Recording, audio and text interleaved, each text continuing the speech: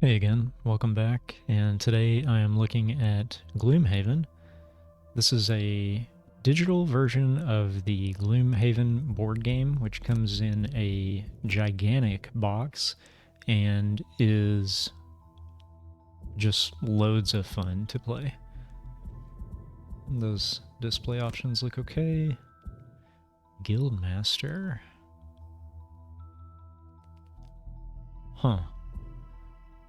A new digital-only mode designed for players to master Gloomhaven's rules and mercenaries with over 100 new missions. I think campaign is probably what I would want to play, but I guess tutorial is the right place to start. I played a bunch of the board game and really loved it. It's a nice balance for me between tabletop RPGs and board games. It gives you a little more freedom than a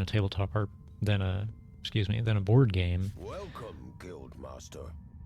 I'm the guild trainer, and I'm here to guide you through setting up your own mercenary guild. Let's start with you guiding the brute through this first tutorial. Okay. But it's a little more of a guided experience than a tabletop RPG. Maybe that's not what you want, or maybe it is, and maybe sometimes it is. Before we get to the action, you'll want to acquaint yourself with how to adjust your view of the battlefield, so let's go over the camera controls. Oh, I should also mention, this is currently on sale as part of Steam's deck building sale. And I have not played this since it was in early access, which is quite a while ago now. So I'm excited to see how this has shaped up. Okay, we've got the traditional keys for panning. There's a lot of screen tearing. Can I fix that?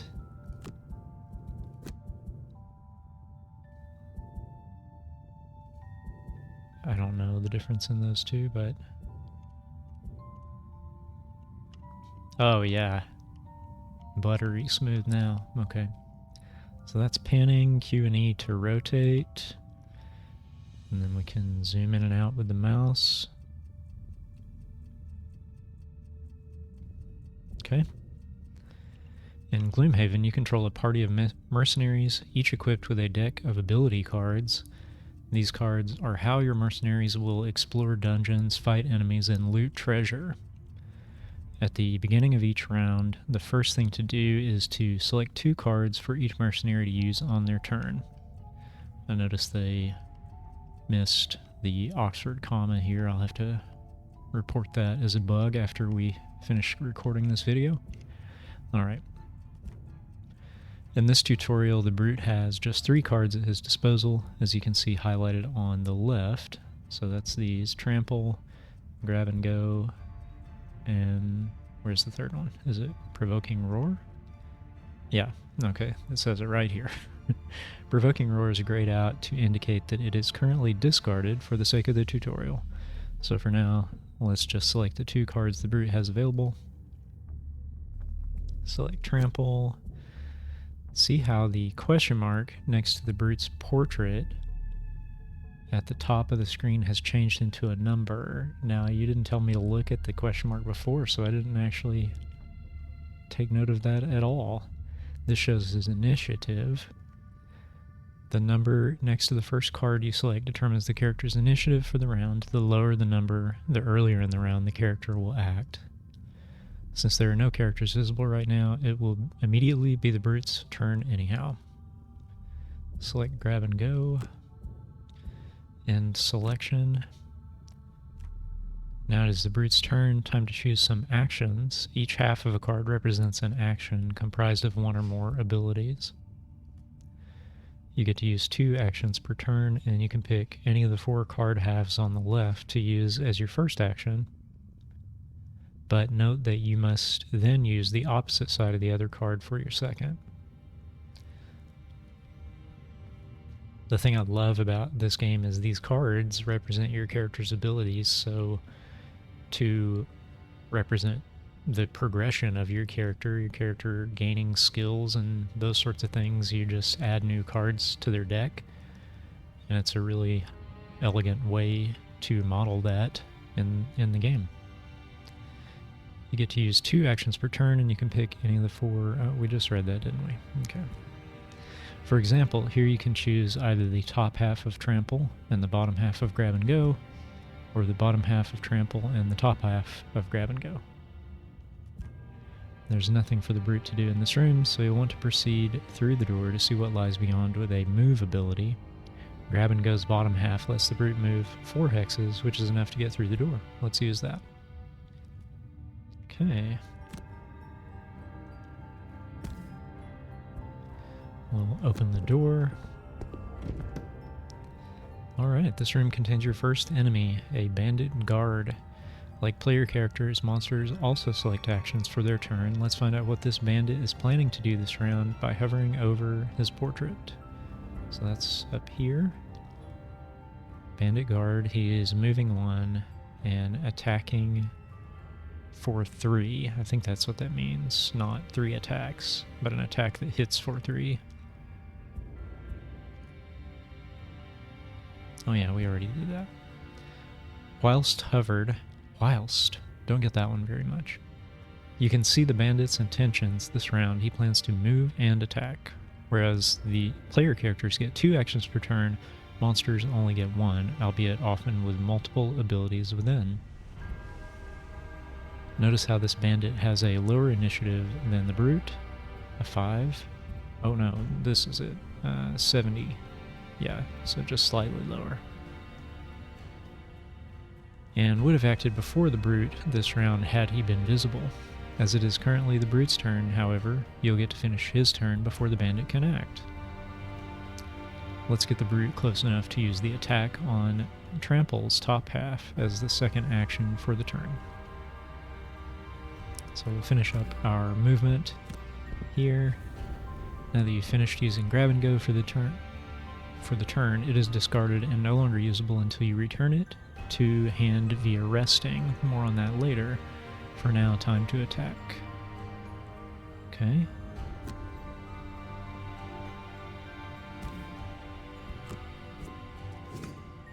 Whenever you attack, an attack modifier is drawn from your character's modifier deck, and that value is applied to your attack.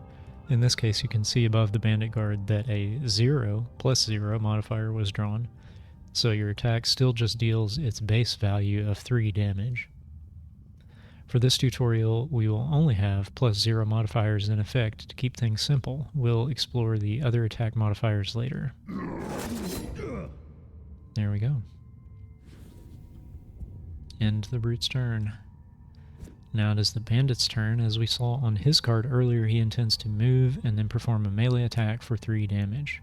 However, as he is already within melee range of the brute, he will simply forgo moving and get straight to the attack.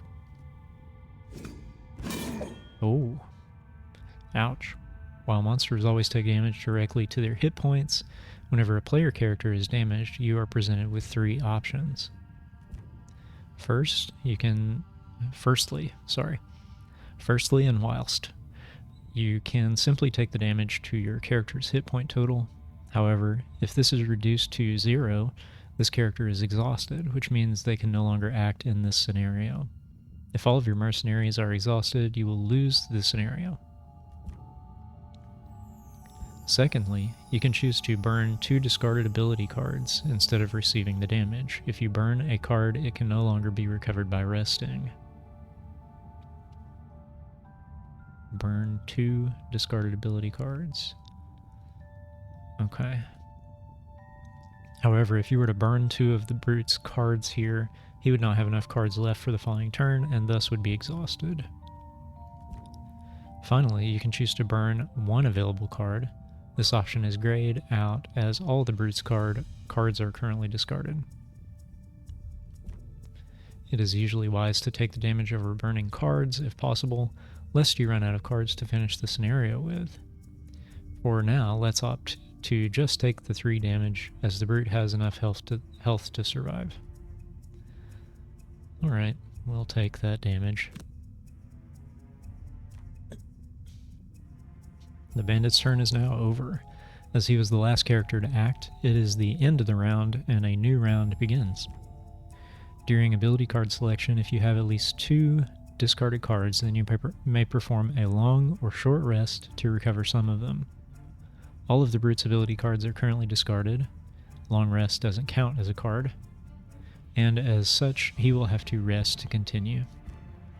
Short rest will burn one of your discarded cards at random, losing it for the rest of the scenario, but will recover all other discarded cards before continuing your turn as normal, so you can recover cards to use immediately in this very turn. Long rest takes up the whole turn and is used instead of selecting 2 ability cards, giving the character an initiative of 99. However, you not only get to choose which card to burn instead of it being at random, but the character will perform a heal 2 action and refresh all item cards. Choosing to long rest here would be certain death if the bandit draws an attack card for the round, as the brute has neither health nor cards to spare, so let's choose to short rest. And that's because the healing from the long rest would happen on a 99 initiative, so anything the bandit would do would happen before that. There's no way that they would act after me. Click the short rest button. Grab and Go has been randomly selected as the card to burn. Once per short rest, you can opt to redraw the random card to burn at the cost of 1 damage, but with the brute only on 1 health, this isn't an option. So let's burn it.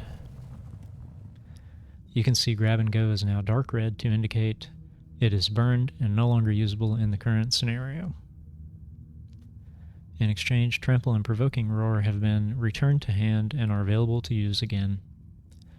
Both the Brute and the Bandit are near death, so it is crucial to go as early as possible in the round to get the first attack.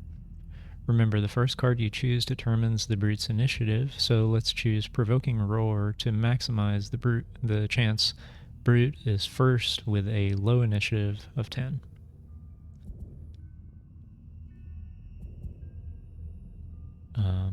I need to continue first. Okay. Provoking Roar, and then Trample, and Selection. Now that we're in the same room as the Bandit, we can see that enemies draw their ability cards each round after the player, so you won't know what they'll be doing or what their initiative will be until this point in each round. It appears the Bandit was planning to once again use a move and attack, but because you chose to attack quickly with an initiative of 10, he won't have those active until after the Brute's turn due to a slower initiative of 50. Let's get him. Top half of Trample. This will be the attack of 3 with a Pierce of 2. What is Pierce? A Pierce X attack effect allows up to X points of a target's shield bonus to be ignored for the attack. Cool. Alright, we will target the Bandit. Confirm targets.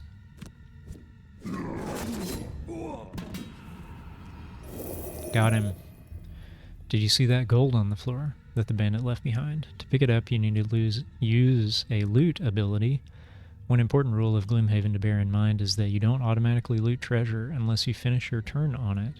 If you want it, make sure to pick it up before the scenario ends. Loot abilities can also appear on ability cards, but the easiest way to collect it here is to end your turn on the hex that contains the gold pile. So let's move the Brute onto it before the end of his turn with his remaining action. But wait, look at Provoking Roar.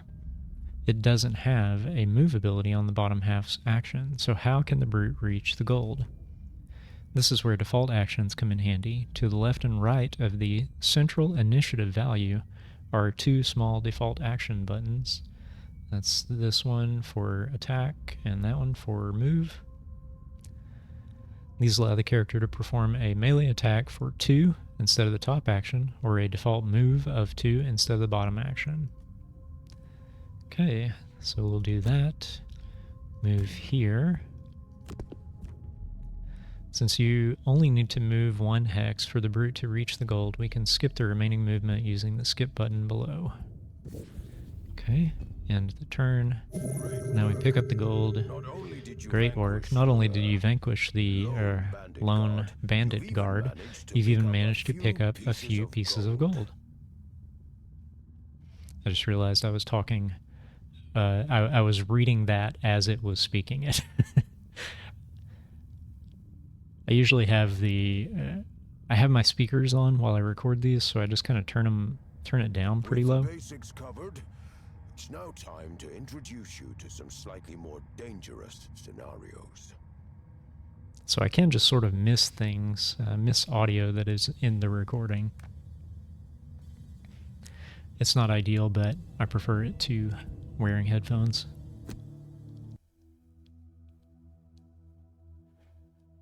Okay, we did that. There are lots of tutorials in this. We're not going to make it through all of them. It is a fairly complicated game. I wonder if I remember enough about how to play it that I could just jump into a quick scenario.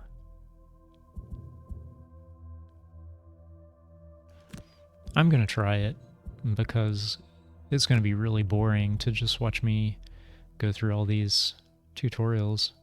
I won't even get halfway through. Monsters, traps, and gold will be one level lower. Huh. Yeah, let's just do that. Ability enhancements. Original. Permanent enhancements will affect all current and future mercenaries of the same class. Enhancements cannot be sold. Temporary enhancements will affect individual mercenaries and can be removed to gain 75% of their original cost. The costs have also been rebalanced to encourage experimentation. Okay, let's go with that. Why can't I continue? Why do you not want me to continue? Oh, I have to enter a guild name.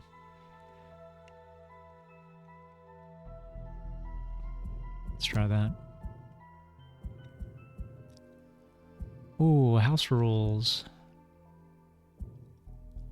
This would be something I would hide behind a menu, I think, instead of just sort of putting this right in front of the new player. Original attack modifiers. I'm just going to take all the recommended stuff. I guess I should know what it is, though. Advantage and disadvantage can't roll into a null modifier with advantage. No clue what that means. I think this is going to be a disaster, isn't it? Line of sight. Center, hex, line of sight added. Oh boy. Summons movement, no focus, move choice. Okay. Still coming up empty here. Spawned monsters do not drop gold on death. Okay, that one I actually understand. Downloadable content. DLC cannot be enabled during the game. However, these can be enabled later on the load screen. I don't think I own either of these, as far as I know. And I'm okay with that.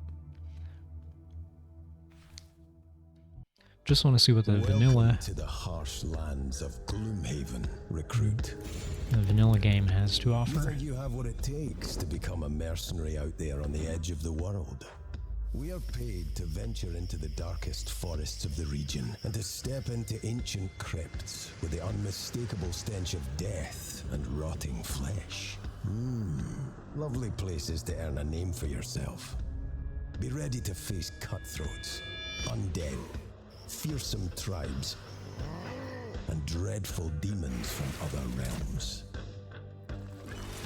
You didn't find yourself as a mercenary without knowing how to crack a few skulls, did you?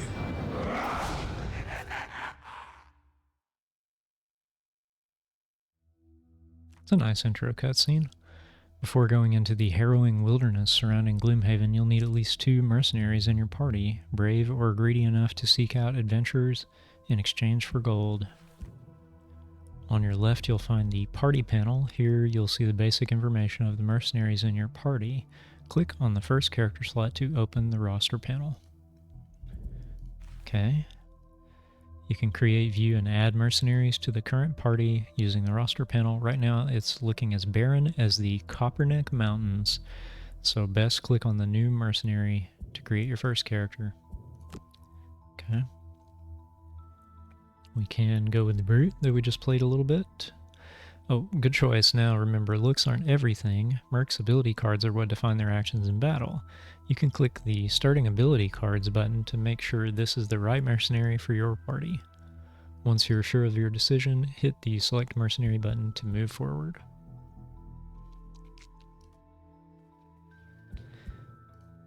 When I played the board game, I played the Tinkerer, and remember that being pretty fun. But I think it's super important to have somebody who can soak up damage here. And so I probably want to start with the brute. Weaknesses, not the greatest conversationalist. Okay. What's the brute's name?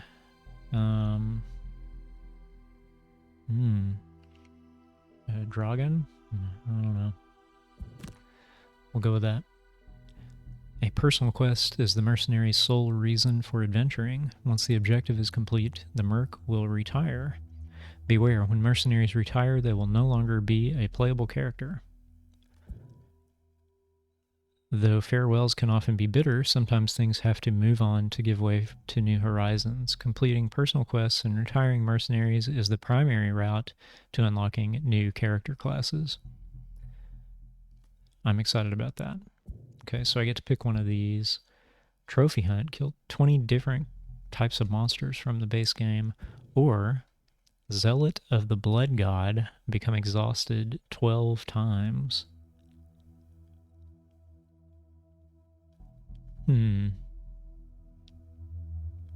Seems like... Well, I guess I don't know how often new enemies pop up.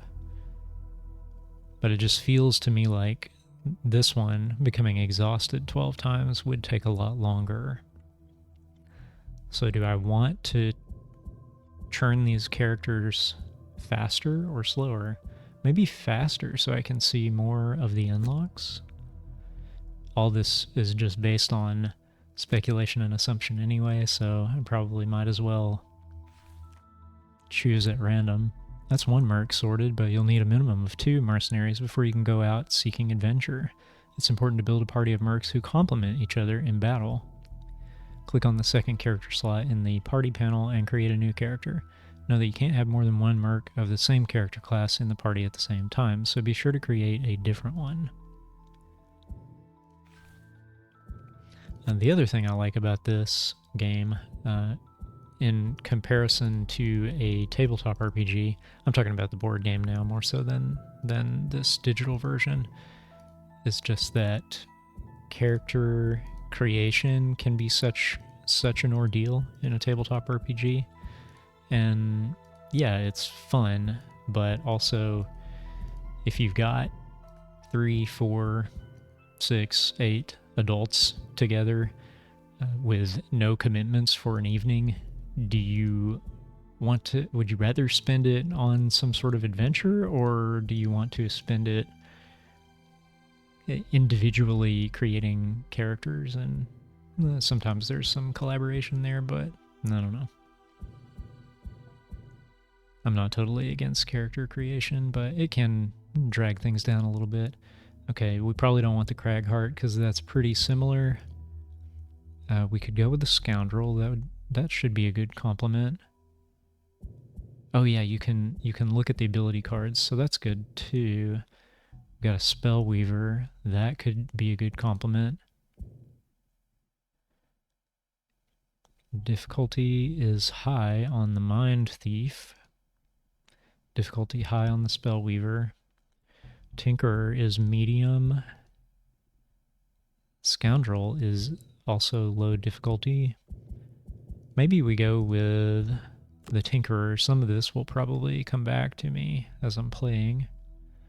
Oh, and they have some area of effect stuff too that would be useful. For some reason, the scroll wheel Does not scroll this.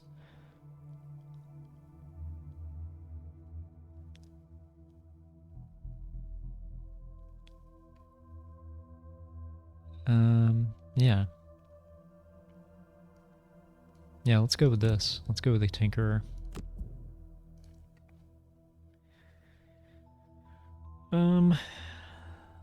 Let's call him Jinkies. Alright. 20 elite monsters from the base game. Or complete 3 different scenarios in the Dagger Forest, then unlock the scenario Foggy Thicket and follow it to a conclusion. Ooh. I'm just super intrigued by that. I want to pursue that, even though I have no idea what it means. In fact, because I have no idea what it means. Before heading out on your first quest, you should gear up. After all, it is your first time out in the open. You'll notice each mercenary has a modest stash of gold. It's encouraged to take that money over to the merchant's shop and spend it on anything that might just keep you from dying. Use the merchant shop button below to access the merchant shop. Here we go. Remember, each mercenary has his or her own stash of gold and personal inventory, so make sure you click on the right mercenary's portrait before you purchase an item. Okay, we got starting out with the Brute. So do they not have anything? Do they have any equipment? How would I know? I guess I should assume they don't have any equipment. And how much money? 30 gold? Doesn't seem like a lot. Yeah, if I buy him a weapon...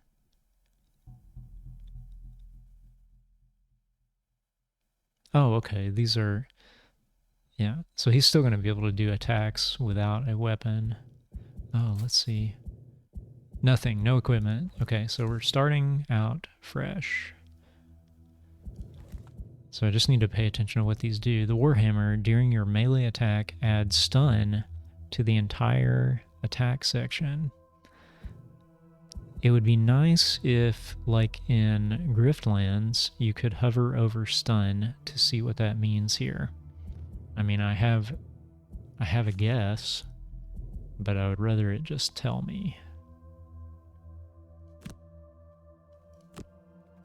I can't even hover over these cards here to see what the keywords mean on them, because there's a stun. I could figure out what that means. Huh. I could still improve this with some UX work, I think. Alright, so do I want to be able to stun to the entire attack action? I could take a shield. When damaged by an attack, gain shield for the attack. That would be useful. Make the Brute a little bit more durable. Could get some leather armor. Gives the attacker disadvantage on an attack. Or hide armor. On the next 2 sources of damage from attacks targeting you, gain shield 1. Okay, so that's similar to what the heater shield does. And what is that -1? I have no idea what that is. Add, and then there's a pinkish, purplish -1 in a square. Don't remember the rules of this game that well. An iron helmet. When attacked, consider any ×2 attack modifier card the enemy draws to be a +0 instead. Okay, that would be good.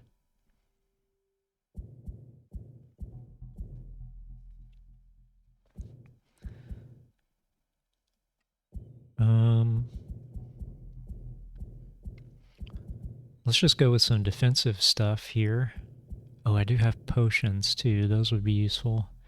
During your turn, perform a heal 3 self action. +1 attack to your entire attack action, or recover up to one of your discarded cards.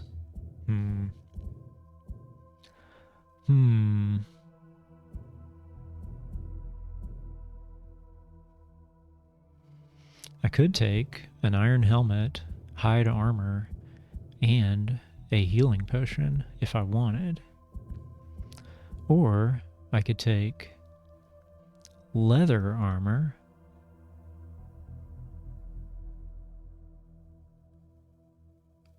and the iron helmet. Or I could take a heater shield and the iron helmet.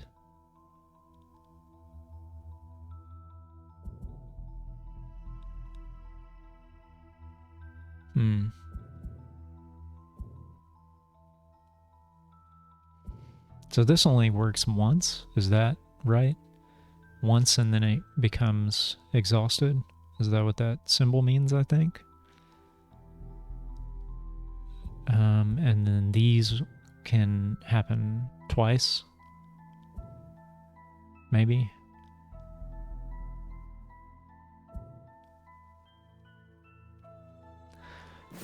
I'm just going to focus on defense, so I'm going to go for the leather armor and the iron helmet. Now let's flip over to the Tinkerer. During your attack, gain advantage on the entire attack action. That probably would be good, I assume. Also, jumping would be nice, I think. Being able to jump.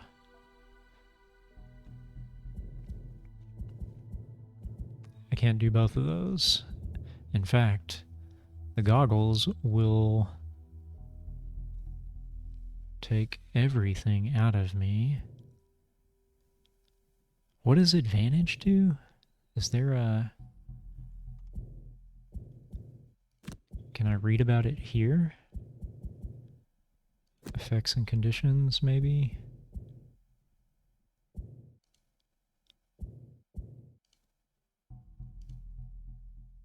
Nope, not there.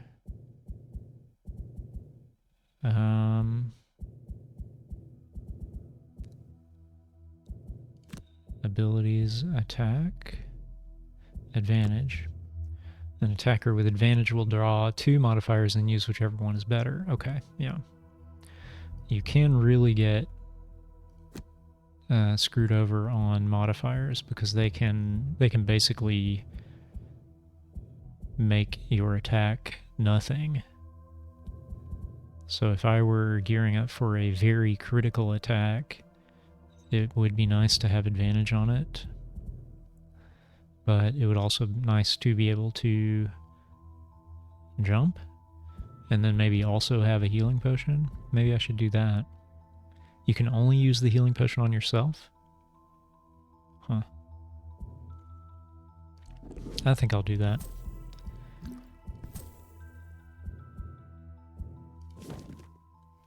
Gloomhaven isn't known for its well-mannered folk and good Samaritans, but there's a lot to gain from its city streets. You can choose to partake in city encounters by clicking this button below. It's encouraged that you do this whenever you're in the city, as they often give good rewards. If you ever find a quest that looks too hard or one you've repeatedly failed to complete, the Temple of the Great Oak can grant you its blessing, for a fair price, of course. You can choose to access the temple using this button below. The first quest location is marked just north of Gloomhaven. You'll see it flagged with an icon. As you progress, more quest locations will appear across the map. To keep track of them, you can use the quest log on the right-hand side of the screen. Click the black barrow or the entry in the quest log to select the quest. Okay. You can embark upon a quest with up to 4 mercenaries, but the more mercs you bring, the more dangerous the quest will be. Once you set out for a quest, you won't be able to change the members of your party until you return to Gloomhaven. Okay. I think it's telling us we should take a city encounter, so let's try that. You're relaxing at the Sleeping Lion when an immaculately dressed man approaches your table, a fake smile plastered to his face. Ah, you must be the mercenaries everyone is talking about, yes? My name is Lord Greymane, and I have a delicate matter to discuss. May I sit? You gesture to a chair, and he sits with a faint grimace. I am transporting some valuable goods this evening from one of my warehouses, and I have reason to believe that some of the less desirable elements of this city wish to steal it from me. I would like to hire you to help guard the undertaking. Sure, let's do that. You head to the warehouse and are immediately set upon by a group of thieves. However, they prove no match for your expertise and are quickly dispatched. Greymane thanks you. Oh, okay, so this is just a little random event. We don't actually take on the combat. 10 gold and 5 XP. 10 collective gold. Does that get divided evenly? How does that divide up? Oh, we get to decide. Sure, why not? As far as we know, they contributed equally, so they might as well divide the spoils equally. Let's go to this first mission, Black Barrow. Embark on your first quest. Corpsewood, is that the name of the location? Kill all enemies in all rooms.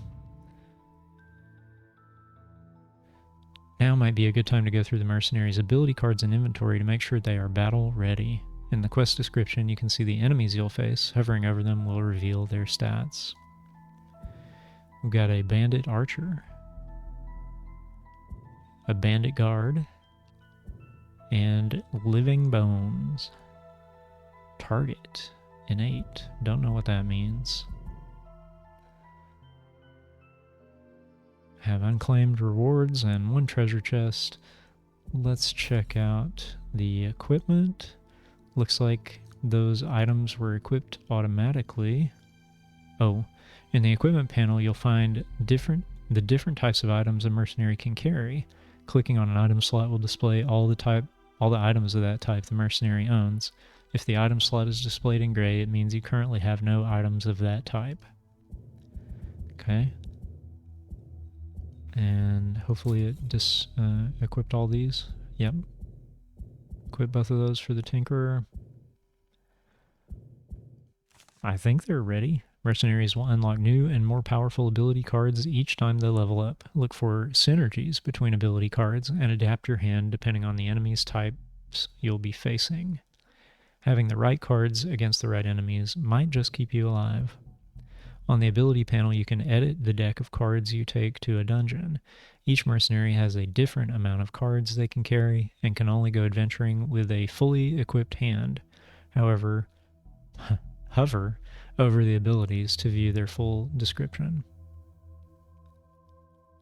I read that, but did not understand it. Each mercenary has a different amount of cards they can carry and can only go adventuring with a fully equipped hand. Hover over the abilities to view their full descriptions. So, the abilities, yeah, we're just talking about the cards here.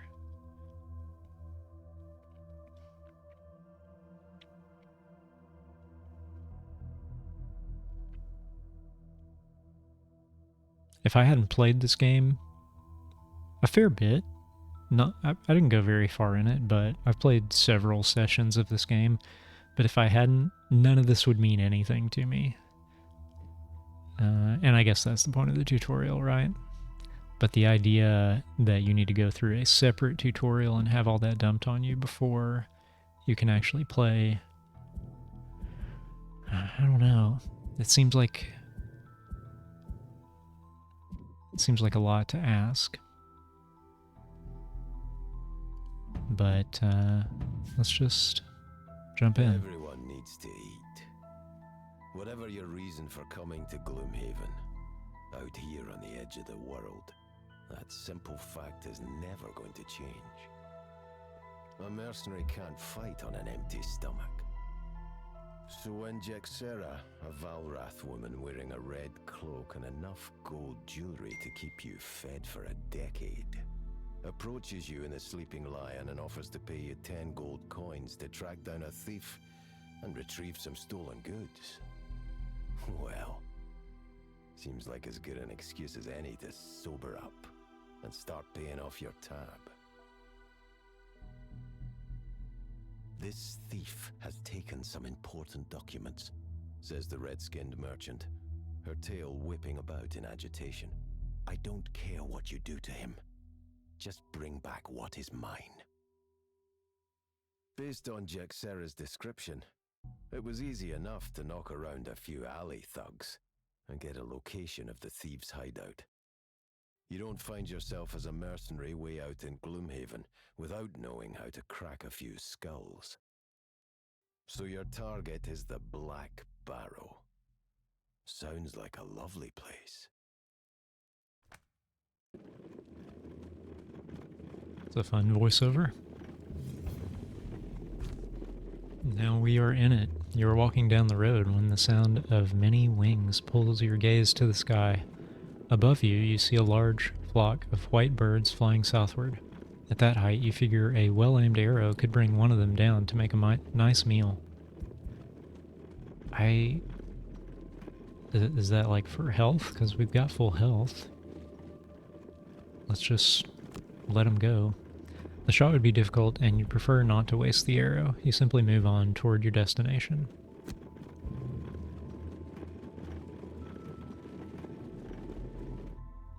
That's probably like Nell is easy enough to find. A short journey past the new market gate, and you see it jutting out on the edge of the corpse wood, looking like a rat under a rug. That was probably a random encounter that would have made a lot more sense to engage with if we had already been through some other encounters. Moving closer, you see the mound is formed from a black earth. Its small, overgrown entrance presents a worn set of stone stairs leading down into the darkness.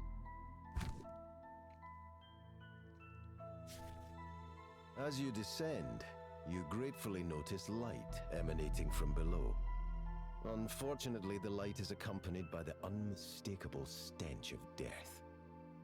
You contemplate what kind of thieves would make their camp in such a horrid place as you reach the bottom of the steps. Here, you find your answer.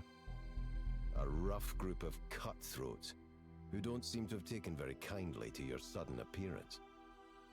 One in the back matches the description of your quarry. I appreciate the voiceover. It's a good touch. Before entering a dungeon, each mercenary must choose one out of 2 battle goals. A battle goal is a secret objective the mercenary tries to complete inside the dungeon. Failing it has no drawback, but successfully completing it and the scenario will earn the character the rewards shown. Okay. Streamliner. Have 5 or more total cards in your hand and discard at the end of the scenario. Or Protector. Allow none of your allies to become exhausted during the scenario. Let's go for that. That's what I would actually like to do. Now for the Tinkerer, we have reveal a room tile by opening a door on your turn during the scenario. If that gives us Explorer or Layabout, gain 7 or fewer experience points during the scenario. I don't think we want to try for that. I think we'll go for the Explorer. Let's go.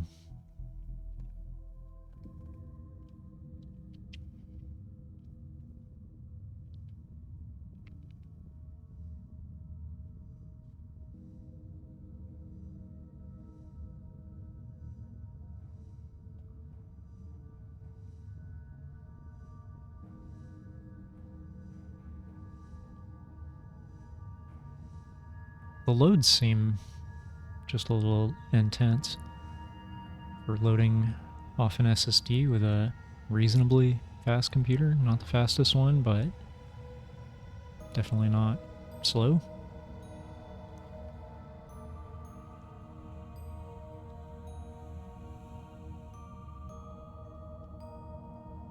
Yeah, actually, this is a lot more than I would have expected. Take care of these unfortunates, your target says, backing out of the room. You can vaguely make out his silhouette as he retreats down a hallway and through a door to his left. Oh, okay. Oh, that was weird. So it read the voiceover Like 5 seconds. Well, it's not every day we get people stupid enough to hand-deliver their valuables to us, grins one of the larger bandits, unsheathing a rusty blade. We'll be killing you now. Yeah, 5 seconds before everything loaded. Joke's on them. If you had any valuables, you probably wouldn't be down here in the first place. Yeah, no, that is true.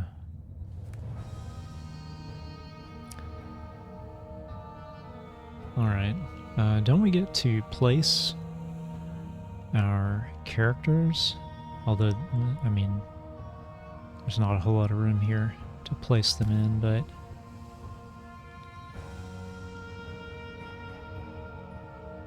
yeah, I think we kind of get to... I don't know if I want to... do I want to kind of spread them apart, or do I want to keep them together? I can't remember what would be good for this. Let's start with the Tinkerer. What can we do? I've got to remember that these cards are going to have to take me through the whole scenario. And are these all the enemies? I don't think they're all the enemies, because there are more rooms we're going to be going into.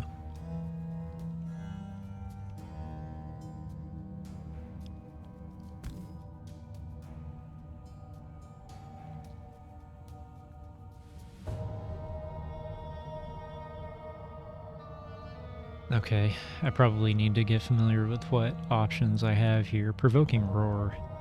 Any enemy who targets one of your adjacent allies with an attack this round targets you with that attack instead, regardless of the attack's range. Okay.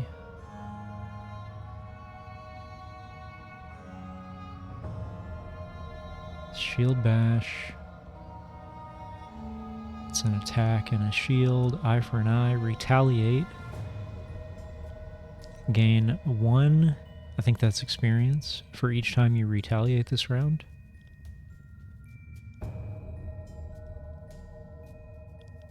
I guess I should look up what retaliate is. Oh, that's abilities.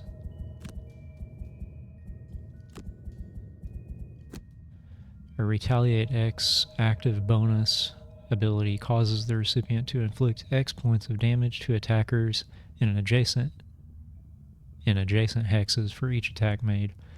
A Retaliate bonus can also be accompanied by a Retaliate range value, which means that the Retaliate effect triggers instead to any attacker within Y hexes rather than just adjacent hexes. The Retaliate takes effect after the attack that initiated it. If the retaliating character is killed or exhausted by the attack, then the Retaliate does not activate. Multiple Retaliate bonuses stack with one another, and Retaliate itself is not an attack or even a targeted effect. It is simply direct damage to the attacker's hit points. Okay. So that's eye for an eye. Spare dagger. Warding strength. On the next 6 sources of damage from attackers targeting you, gain shield 1. Oh, and I get experience for every other one, looks like. Leaping Cleave.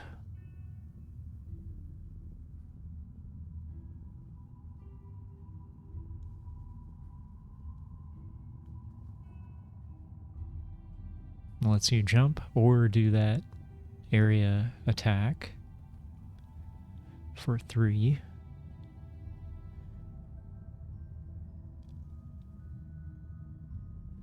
Move 3 and push 2. And an attack for 6. Wow. Oh, and that burns that card if you use that ability, it seems. Okay, here's a sweeping blow attack for 2. An attack for 3 with Pierce 2 and a move 4, which is a jump, plus an attack 2. Huh. Grab and go. That's for looting or moving. And I don't really need to move that much.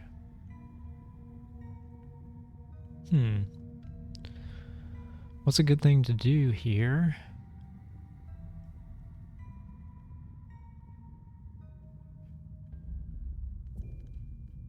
I could use this to hit 2 of them for 3 each. That would be nice. And I would just need to move 2 to get there.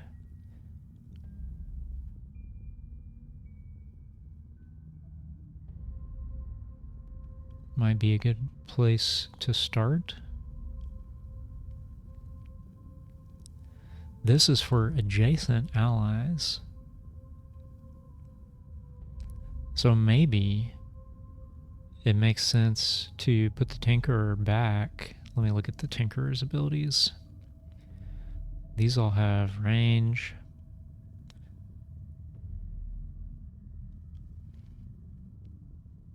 Yeah, basically everything has range. So I don't think there's any reason for me to be anywhere but adjacent. I don't need to be on the front line or anything. There's nothing... Oh yeah, there is that one. Trample lets me move and attack.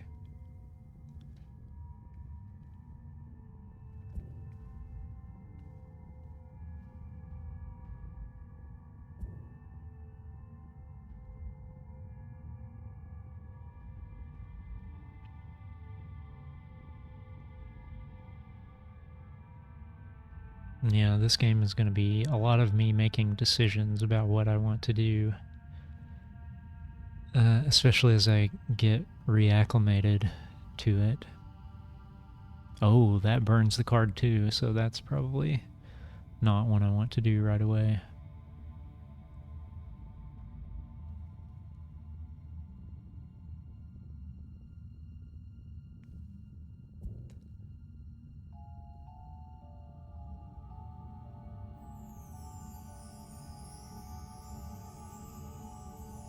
Phew.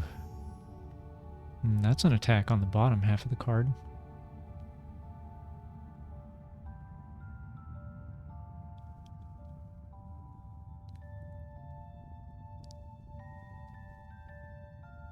I think I just need to do something fairly basic. I think I need to just move and attack somebody.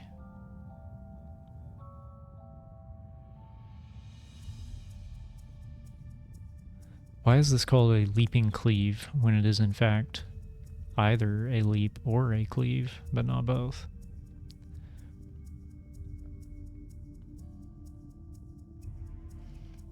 I kind of want to do that attack on the leaping cleave. And I'm not sure what move I want to do. I guess it doesn't really matter.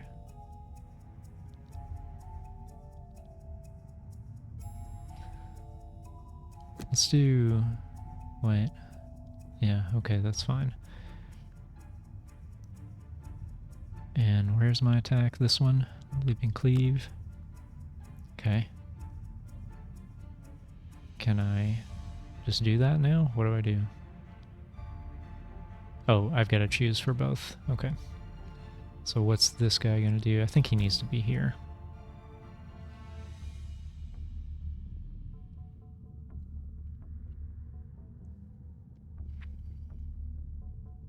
I don't think he's going to move.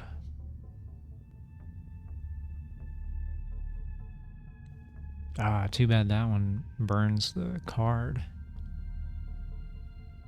Are there any other attacks on the bottom half? Because if he's not going to move, it would be cool to just get 2 attacks in. You and all adjacent allies add +1 attack to all your attacks this round. That would be nice. Maybe that's the bottom half move. And then a range of 3. 1, 2, 3. That doesn't actually get me to any of them, does it? Maybe he does need to be here. 1, 2, 3. Okay. Where was that again? Yeah, this one. Aura. You and all adjacent allies add +1 attack. Wait, is he going to do an attack? Yeah, he's going to do an attack. Okay. Oh, but that means I'm going to have to... Oh, he's going to have to win the initiative, and he can't. Maybe I should pick another card here so that my Tinkerer can win the initiative.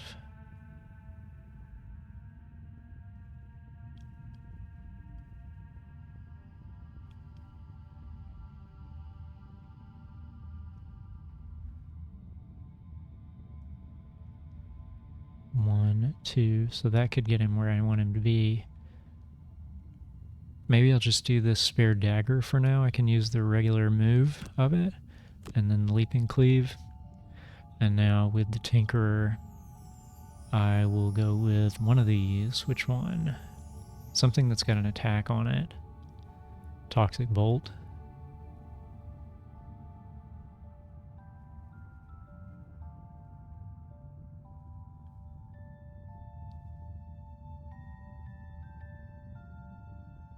Oh, that would be nice. Immobilize them all. Oh, I can't immobilize them all. They're not in that formation that I would need. So yeah, let's go with the Toxic Bolt. And then what's the other one? This Aura, the Enhancement Field. Okay, we both got initiative on them. Now the Tinkerer is going first. The Tinkerer will use Aura. What does this do? Denotes that this effect lasts until the end of the round. Okay, that's fine.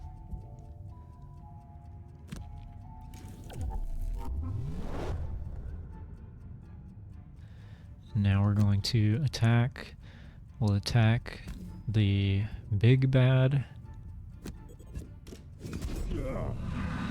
Damage 3. They're poisoned. End the Tinkerer's turn. Now we can move 2. We'll go here. And we're going to use this to hit both of the enemies. It's kind of hard to tell what we're targeting exactly.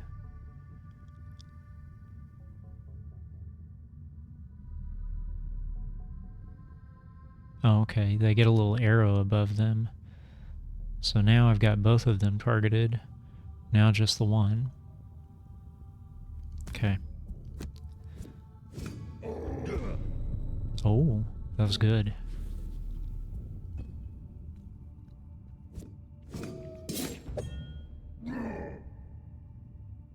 Well, we'll just take the damage. It's fine. Yep, we'll take that too. Oh. Alright.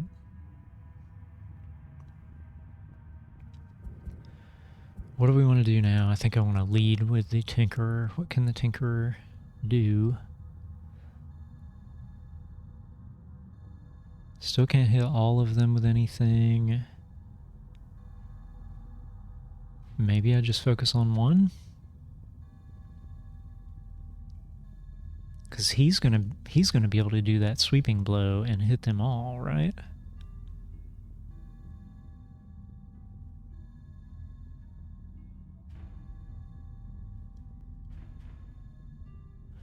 Oh, actually I am going to lead with him because I know I want to do a shield bash and the sweeping blow. That's going to be a good turn.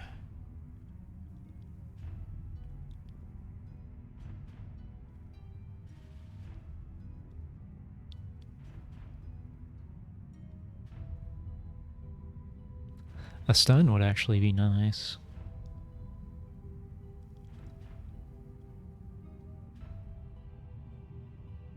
I could heal him too. He's already down more than 3. So a heal of 3 right now would not be wasted on him.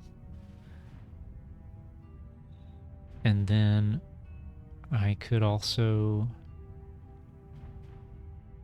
Wait, no, I can't do both of those. Is there a heal in the bottom? There's a heal of 1.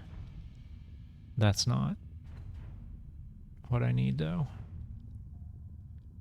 Yeah, there's no... the harmless contraption could do it. It's a little heal. So what's the other one? The stun shot?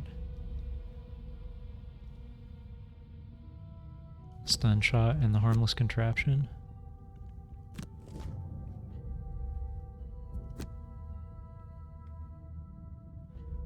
Okay, leading off with the brute here. We're going to shield for this turn.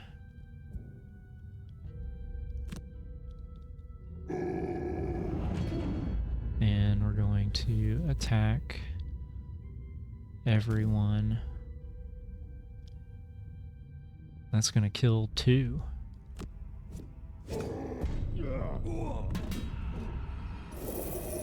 Yes. Very good.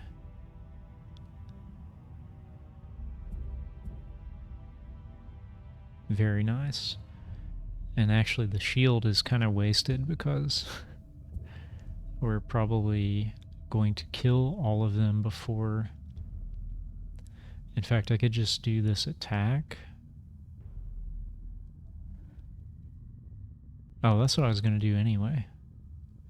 Yeah, that is what I was going to do. Let's do that. Oh, no damage. Oh, that's a bummer. At least it's stunned, though. And we got a heal, so that's good.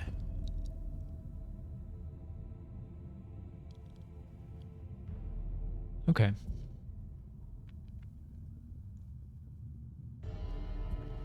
I'm going to focus the Tinkerer on just getting out of here. Although, maybe it would be wise to also pick up some of the loot. It's probably wise. 1, 2, 3. I need 3 movement.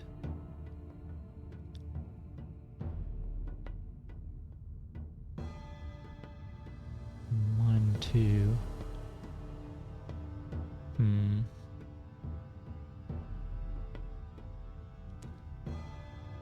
Oh, that burns. That burns if you move 6. It seems like a high cost to move 6. This moves 4 and it doesn't burn. That's probably what I should do. Oh, I don't want to pick that as my first card. Do I? What else do I want to do besides moving? I could heal some more. I could heal him again.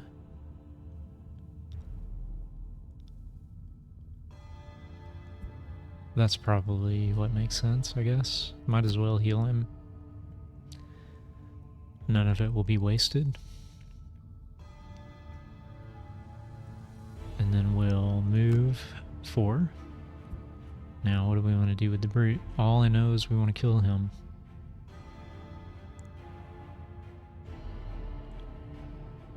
I could do the attack on this provoking roar.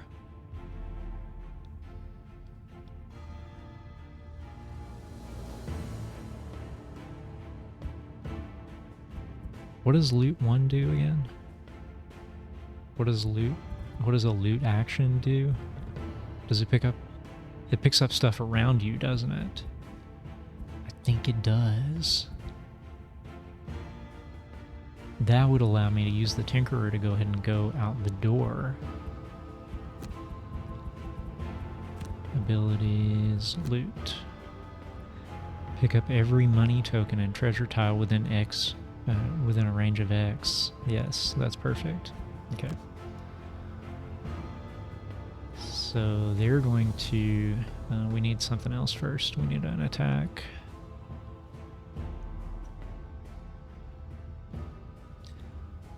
And we'll just do that attack. Then we'll... Wait, no. We gotta do it. We have to do an attack on the bottom.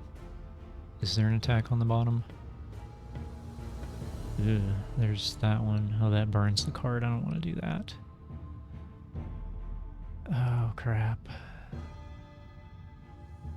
What did we pick here?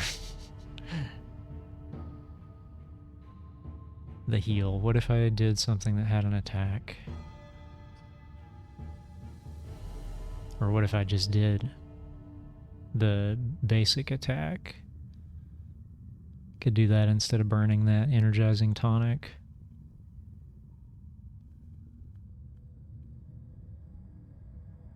But then I'm going to have to...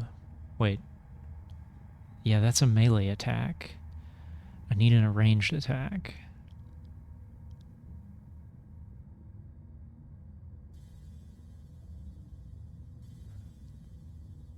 That's a ranged attack, the hook gun. It's going to pull him back. I guess there's not much chance that he's going to...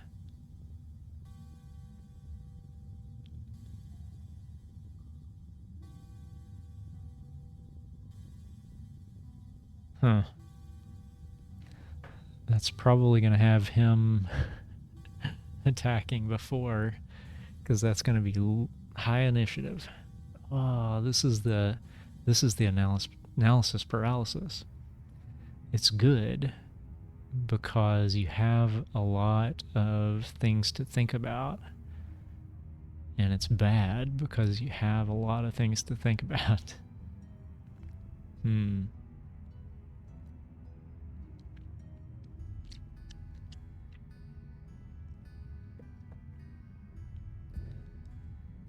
Yeah.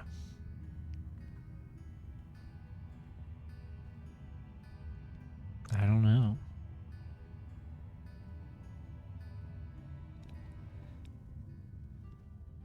If I had some other attack that didn't burn a card on the bottom, that would be amazing.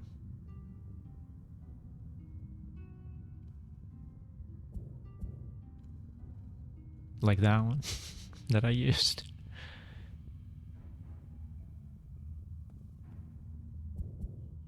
Do I do a short rest so I can get that back? Seems like a waste. I think usually I want to wait until I'm much deeper in. Maybe I just let him take a hit and who cares. And I just do that thing I was thinking about earlier, which is not this, but the hook gun. The hook gun and the proximity mine. Proximity mine to move. Hook gun to attack. 1, 2. Yeah, that loot wouldn't help. Okay. Now with this character, I will use the loot from the grab and go. And what else am I going to use?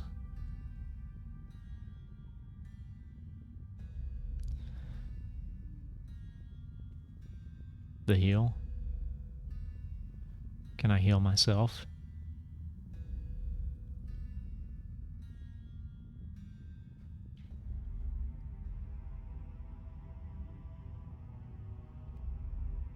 Sure. Let's try that. Hopefully that works.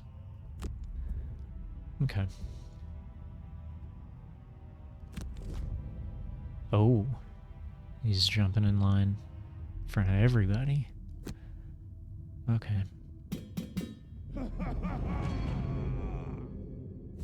Oh, that's it? Oh, no, that's not it. Okay. Wow, that's a lot of damage. I guess we're going to take it. And poison? Come on now. Add +1 attack to all of their attacks against poisoned character. A heal ability will cure poison, but have no other effect. Oh, so that's going to... Yeah, that's a bummer. What does this do? Infuse element? If you infuses the battlefield with earth element. Okay. I don't care about that.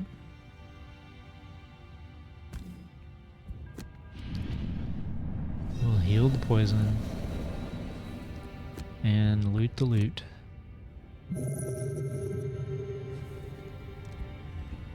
Now we've got the Tinkerer. We're going to do this. Hopefully kill him.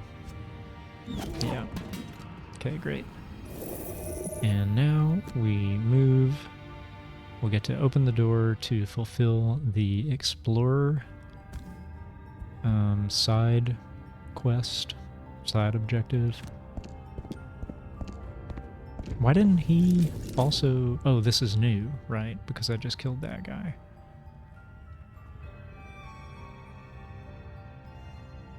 Oh boy, do I want to end the turn with the Tinkerer in the door? I guess I don't have a choice, right? Okay, well, let's see how this goes.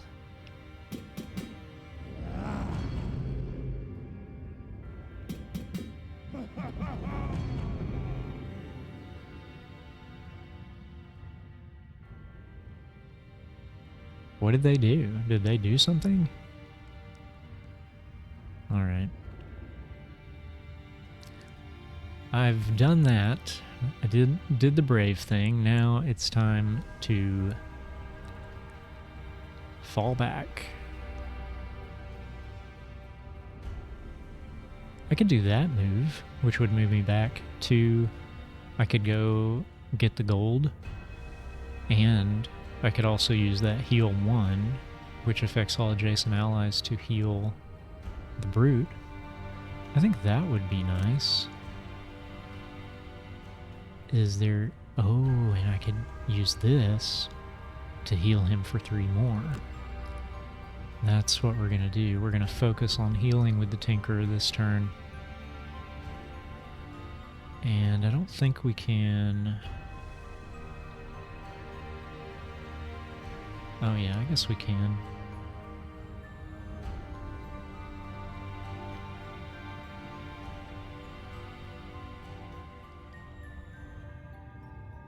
I don't know what we want to do here.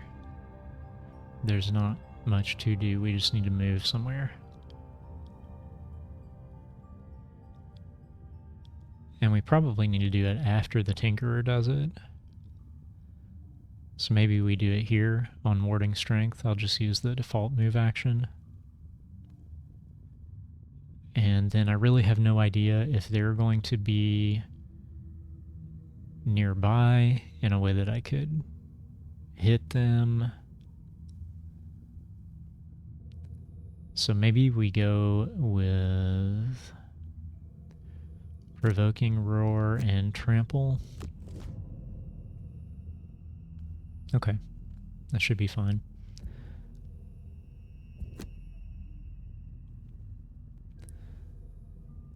Oh right, that means the brute goes first.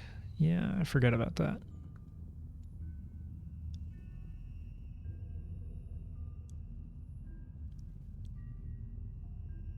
Move for a jump. A move specified as being a jump allows a character to ignore all characters, obstacles, terrain effects, and traps on hexes during their movement. The last hex entered will be treated as if a normal move. 1, 2, 3, 4. So I could do that to just charge right through here on this guy, but that's going to burn that card.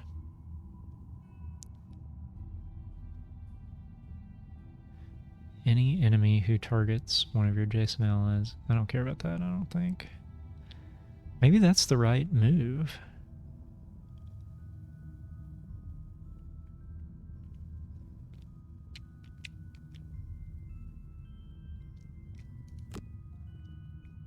Oh, I can't quite get there. Oh, because it doesn't actually mean all terrain. So like walls, you can't. Walls maybe are not terrain, I guess. I should just charge him right up here.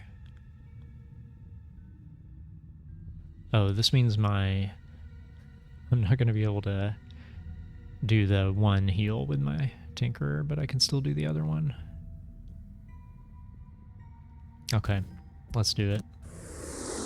See what happens. Oh, so that's the only attack you do is whatever enemies you moved through. Oh, and that burns. Okay, well, it's done now.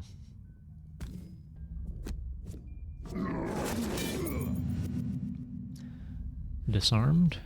Character cannot perform any attack abilities. The disarm condition is removed at the end of the affected character's next turn. Okay.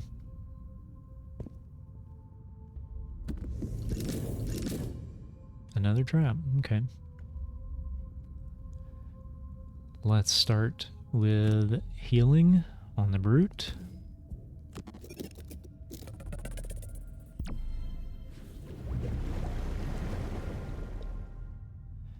And do I go back and get the gold, or do I just probably just go on up here and let that heal fire? I guess we can forget about the gold for now.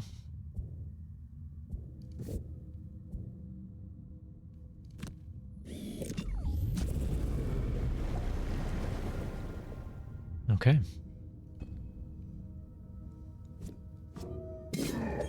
That's no good.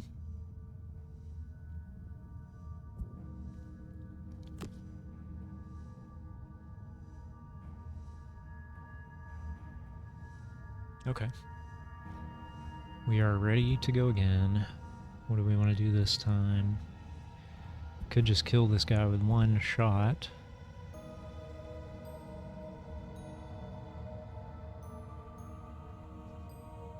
How does push work? Because it might be cool to push him back into that trap.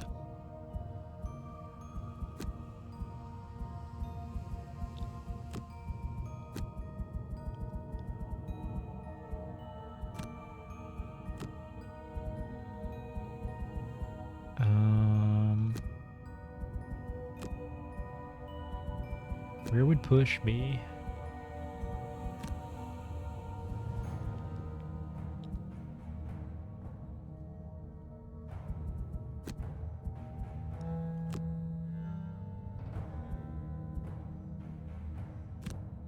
Huh.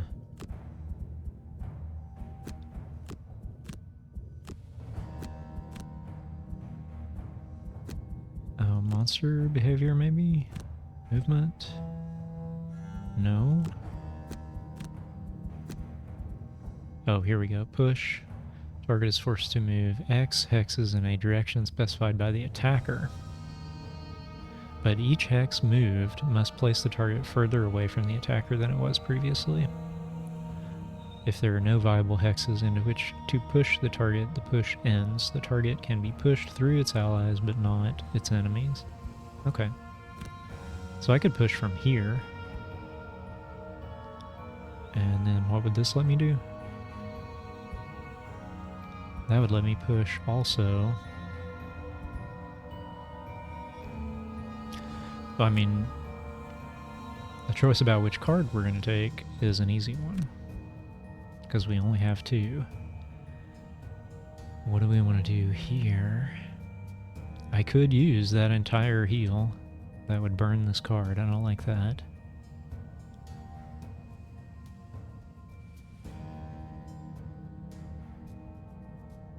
I don't like any of these options.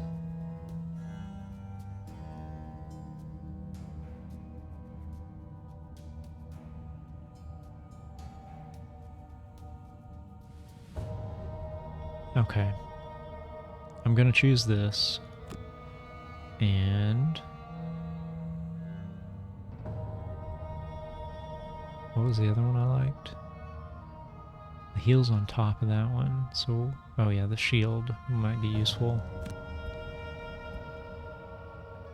if he's gonna take some more hits.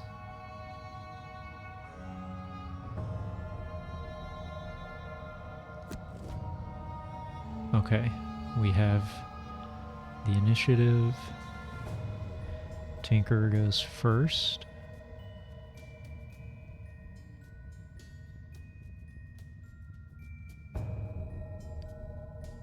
Huh. Do I want to burn that energizing tonic right away?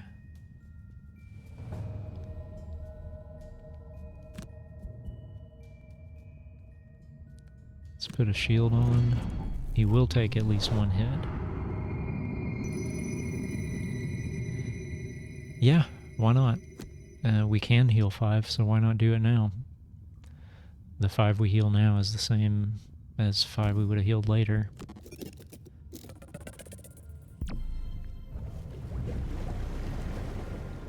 There we go. Brute's back to full strength.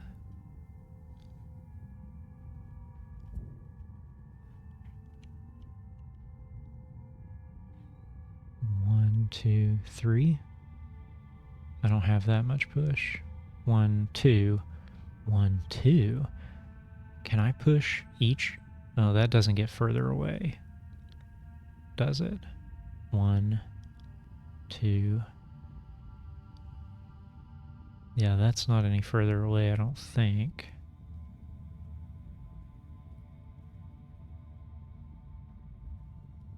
But what if I attacked this guy first, pushed 2? Can I do that? Can I skip the...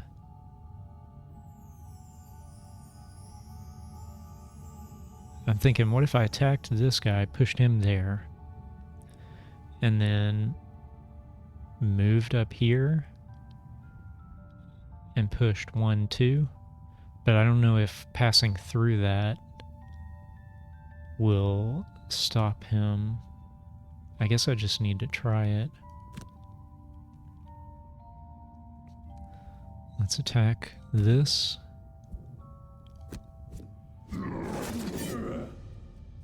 And now the push. Can I push to there?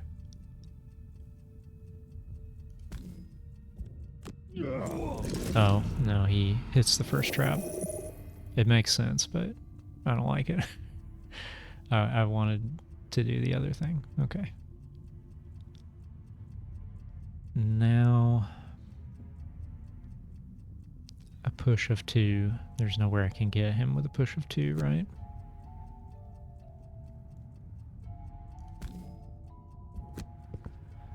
I guess I might as well do it.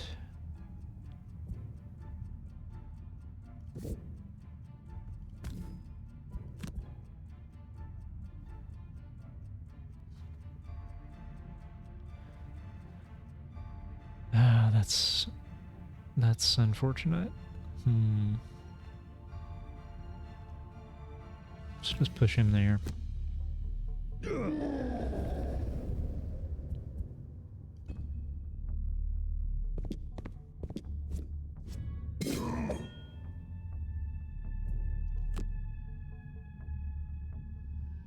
Why did that do 2 damage?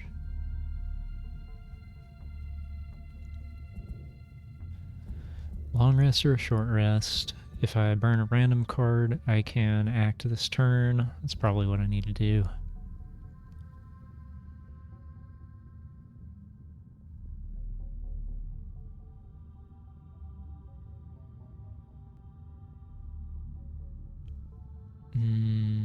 Yeah. That's probably what I need to do. Grab and go. That's not the end of the world. We'll do that. And now we have options again. Could use the shield bash and go ahead and finish him.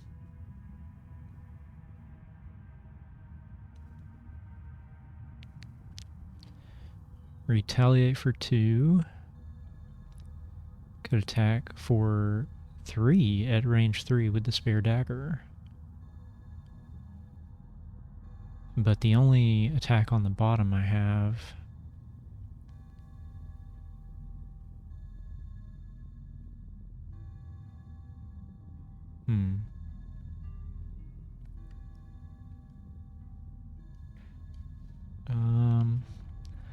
6 health on the ranger or the archer.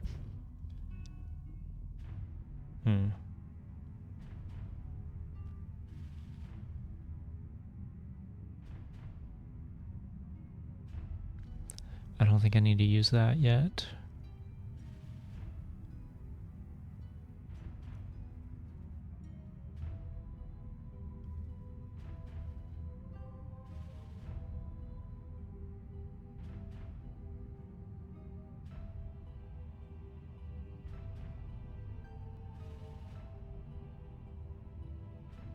It'd be cool if I could attack with a push and then move with a push. And with the second one, push him into a trap, and that would kill him. Let's do that. So the spare dagger and overwhelming assault. Then with the tinkerer, what do we want to do?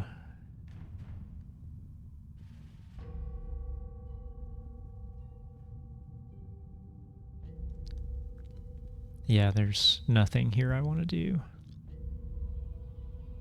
I don't need a long rest, so I probably need a short rest. Let's do that. Oh, the flamethrower.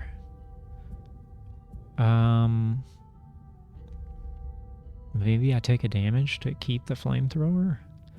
What else can I lose?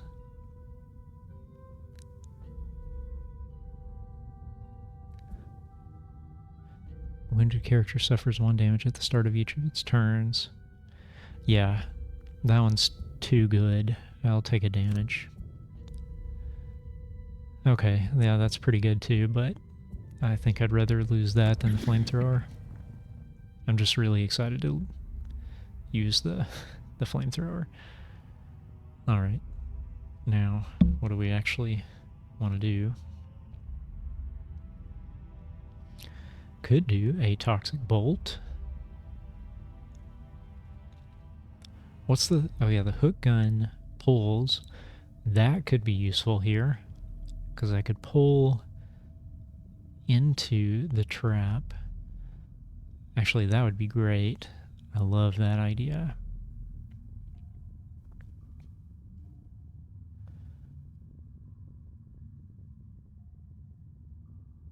Move 2 and heal 1. That heal 1 will not... oh, I could heal myself. Yeah, let's do restorative mist and then the hook gun. Okay. Oh. They got the jump on us this turn. Oh. Oh, yeah, okay. Oh. Yeah. I guess that's what we're doing. And poison, great. Okay. Oh, here we go. We are ready. So I'm gonna move here. I thought I burned this restorative mist. Huh. Range is 3, 1, 2, 3, so that should work. Let's move there. Can I heal myself? Does it not? Does it not heal me? What is it?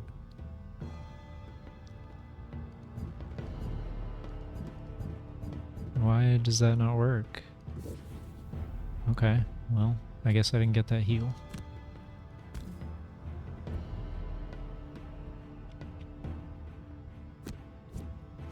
Oh, nice. Oh, this is gonna kill it. That is fantastic.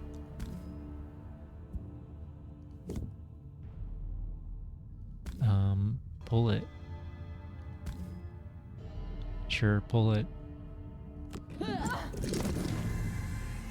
That was perfect.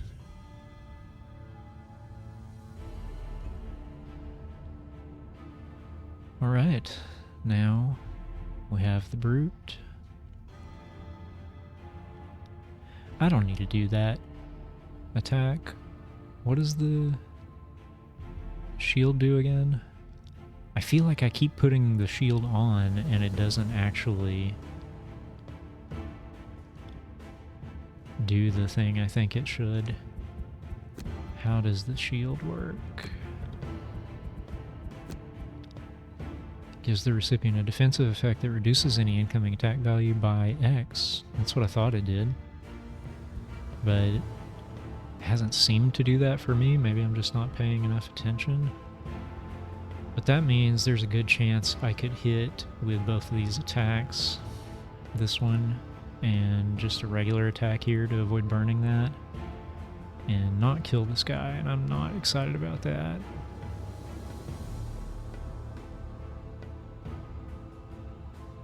Can I...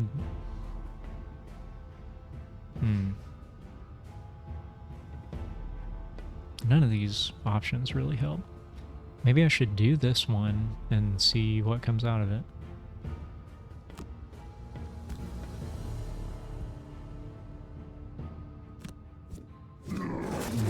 Yeah, nothing special enough. I'm just gonna do it. I don't care. I'm just gonna do it. I don't want to burn that card to kill this. Alright, well, that's something.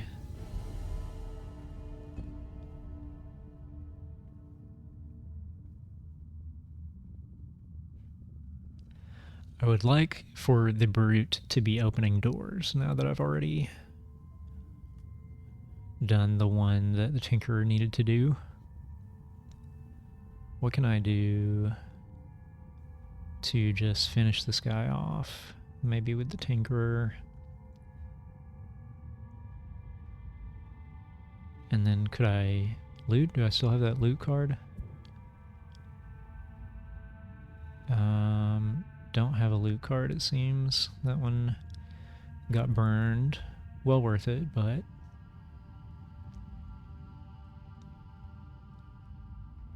well worth burning that one.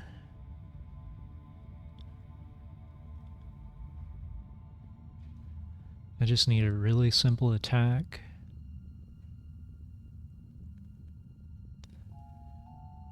And then I guess something to get me out of here. It would be nice to get in my attack before he gets in his. So maybe I just go with my lowest initiative. And then...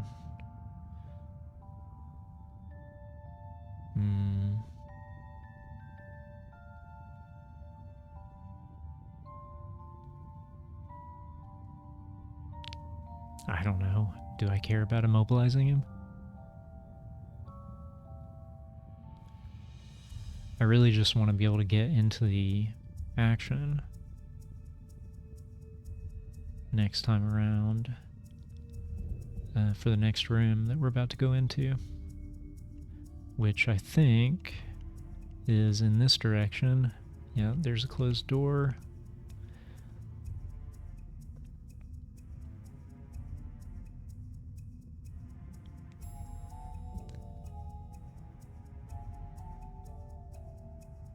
I'll just take this. Maybe I end up healing with it.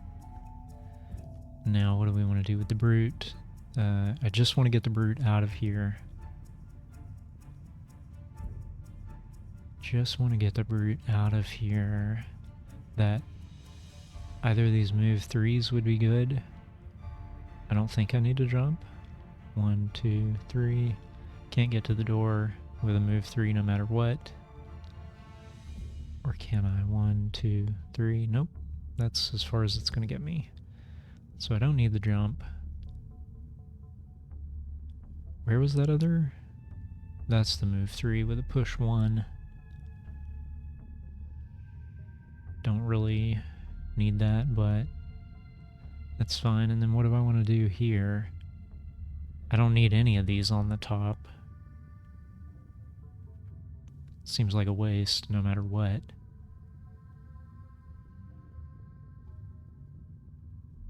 Yeah, definitely seems like a waste no matter what.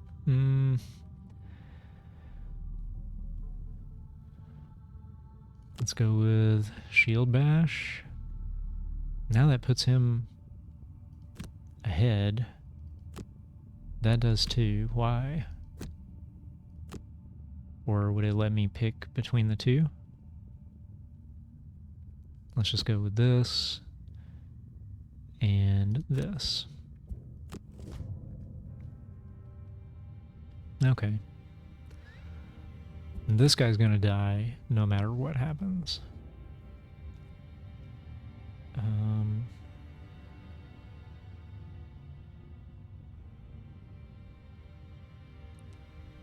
Yeah, I just want to use this. I don't need any of that other stuff.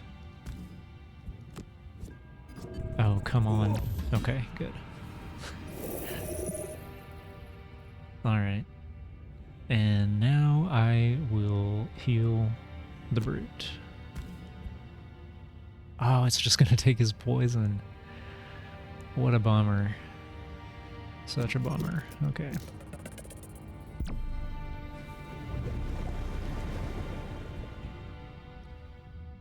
Now, I don't need this guy's attack at all. I will move here. Can I move to the closed door? No. I'll move here.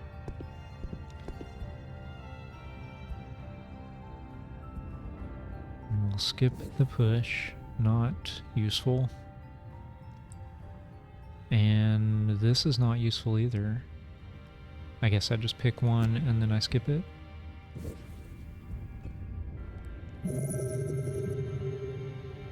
And got some gold at least.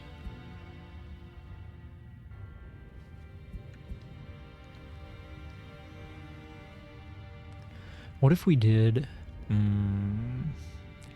we could do a long rest with the brute, but then we don't get to start advancing into the next room, which I don't like.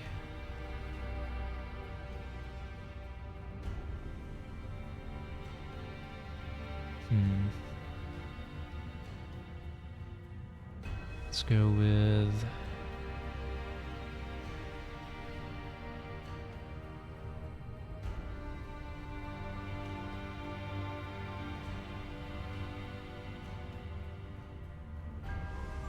eye for an eye?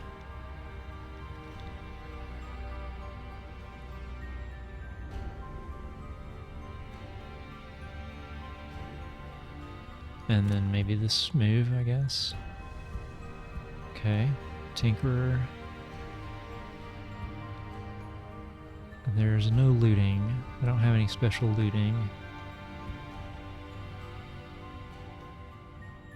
I'm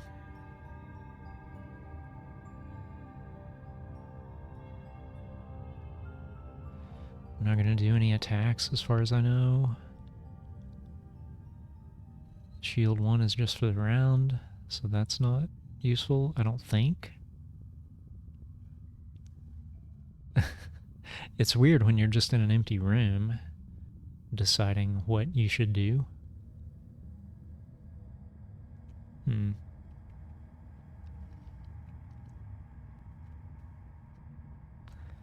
I guess I'll just pick two of these.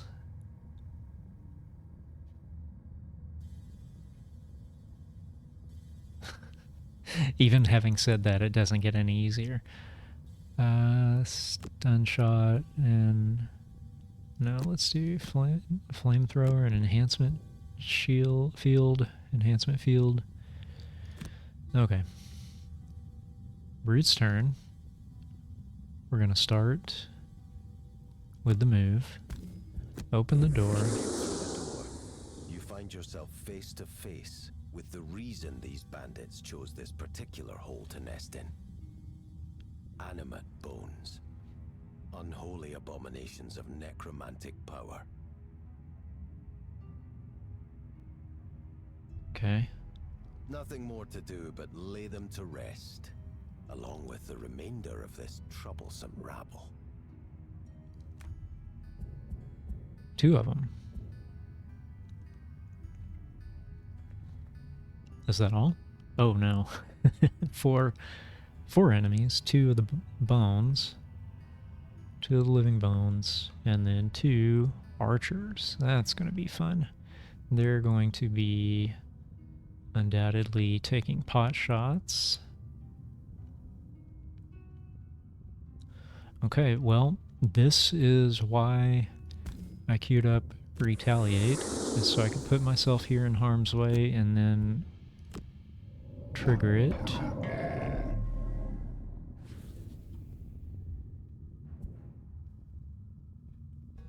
And one of those, or no, I guess both of those skeletons will get to go. How does this work exactly? Oh, come on.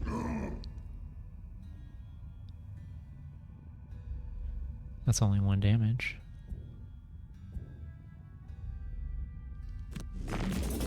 And he takes damage, more than I did. That's beautiful. That couldn't have worked out any better. Alright, now I don't have a move that will really get me into this room. But I can use this to get in close enough, I think, to hit the enhancement field's attack.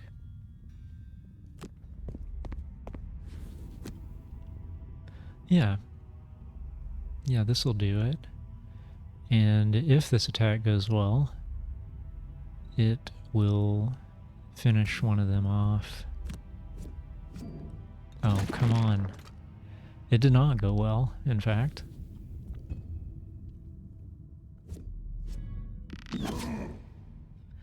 Oh, this is not good.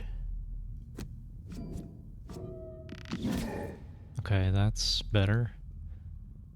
But we're still in a bad way here. Maybe a long rest is in order? Can...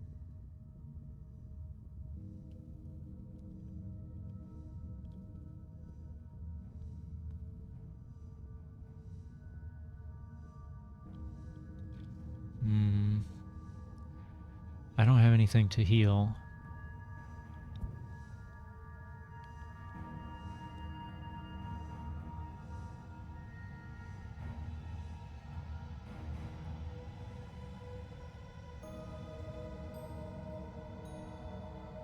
What does immobilizing do? It doesn't keep him from attacking, right? That's only stun.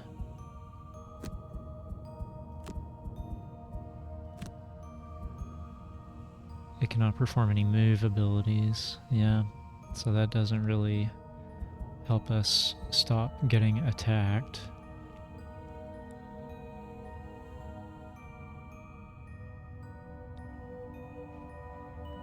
I probably need to ink bomb those last 2 and then long rest with the... Oh wait, but that 2 is not going to come back yet. This is rough. Could shield.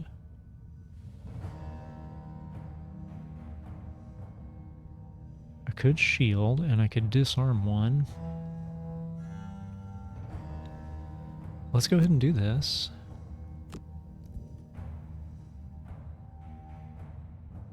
We will do...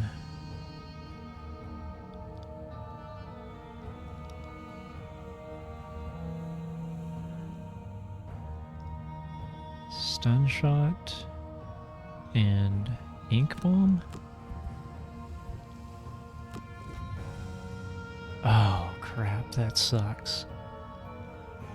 That really sucks. This could go poorly.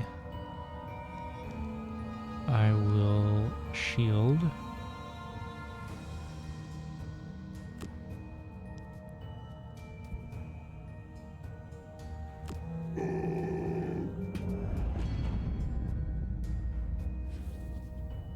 And I will attack, disarming one of these guys.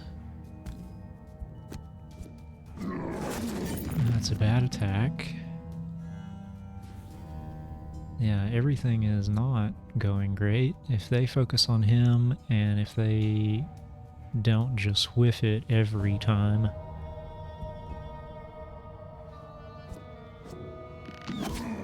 Okay, that one whiffed it so far. That's good. That one also whiffed it. That's the best we could have hoped for.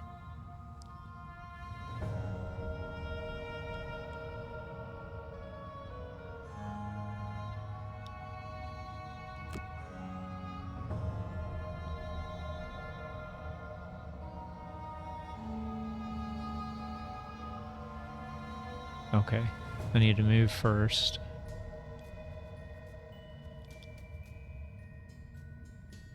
This is a range of 3. So if I were here, 1, 2, 3, that wouldn't hit him.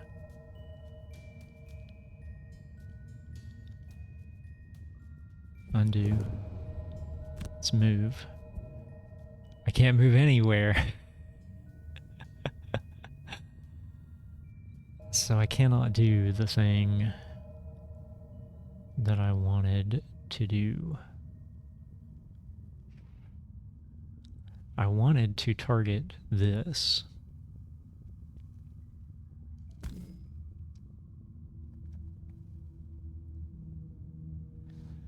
And I cannot do that. Can I?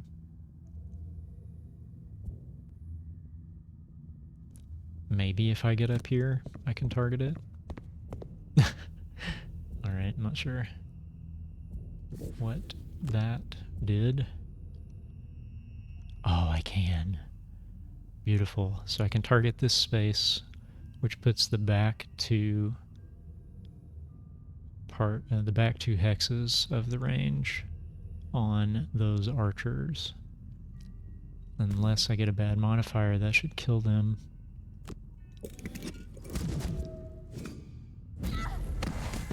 Oh, that's wonderful. Now, can I keep this brute alive to finish off these skeletons? I would love it if I could. Oh boy, that's bad.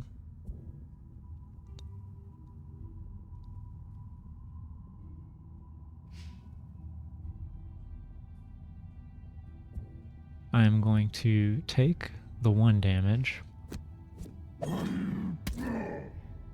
Why did he get to hit again? Oh no, that was the hit. Okay.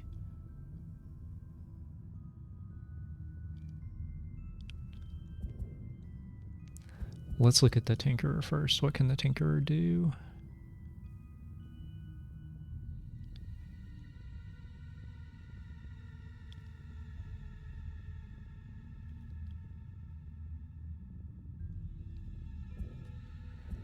Well, he can't do anything.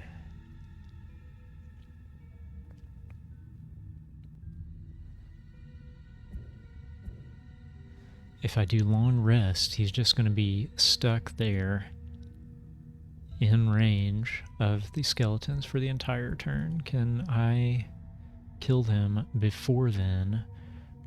No, I cannot. Unless I also net him?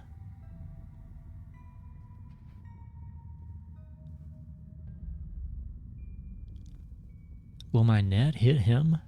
Can I target it on him? So many questions. So many questions. The big question is, do I want a short rest so that I can act this turn? Or do I want a long rest so that I will heal and get to choose the card to burn? Is it going to matter that I can heal if they're going to be dead? That's the answer to my question. I don't need to heal. Yes. That's fine. That would have been a cool attack to do against them, but it wouldn't have killed them, so... Actually, yeah, that's perfectly fine. Now, first and foremost, I need to get him out of there.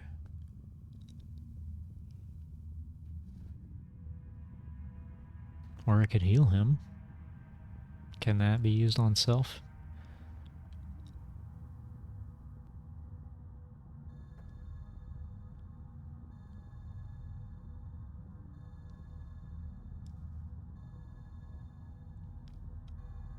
Oh, jump would be cool. I could jump him over to some of that gold.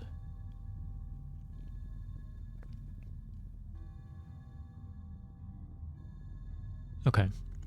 Let's go Provoking Roar. So he's almost sure to get the first move. We will take Net Shooter and Sure Proximity Mine. Great.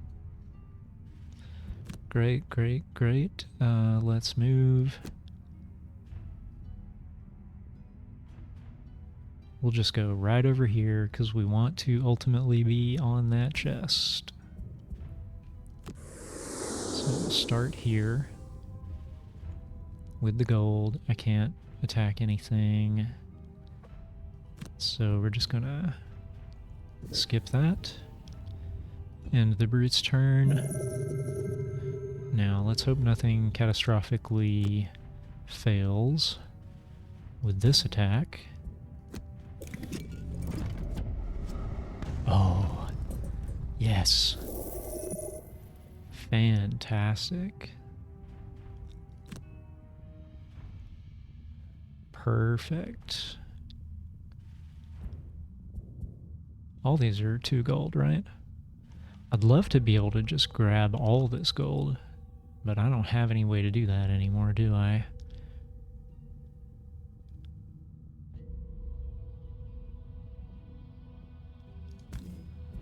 Let's go there.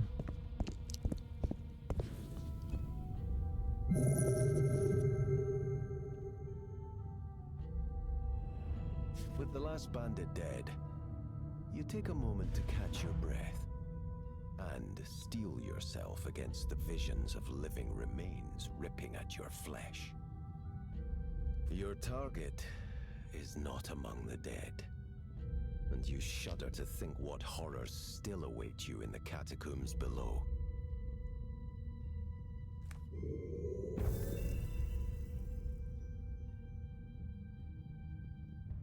All right.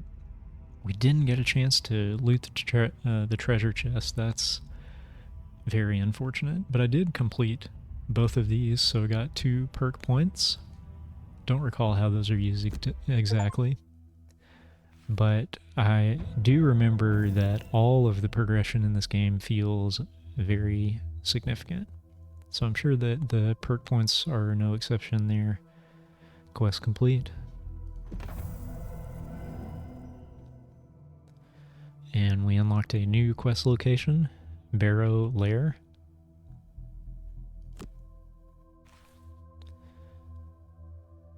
Alright. Linked quests share a narrative arc and are encouraged to be completed one after the other. By going directly to the linked quest, you will avoid running into road encounters. If you prefer, you can return to Gloomhaven by clicking on its location on the map. Remember, while outside of Gloomhaven, you cannot buy or sell items, level up, create new mercenaries, or retire current ones. Yep. That's a good place to stop. That gives you a pretty good taste of what this is all about. Such a cool game. I'm not 100% decided how well it works as a video game. I think there's definitely some UX stuff they could tune. And I also have a sense they're not excited about doing that. It really shines in multiplayer, at least the board game does. And last I had read in the reviews, there were some problems with the multiplayer. I haven't gotten to try that yet. I hope to soon. Hopefully, those are not insurmountable, because I think this is a lot stronger in multiplayer than it is in single player. That is Gloomhaven, currently on sale as part of the Steam deck building sale. Hope you enjoyed it, and I will see you next time.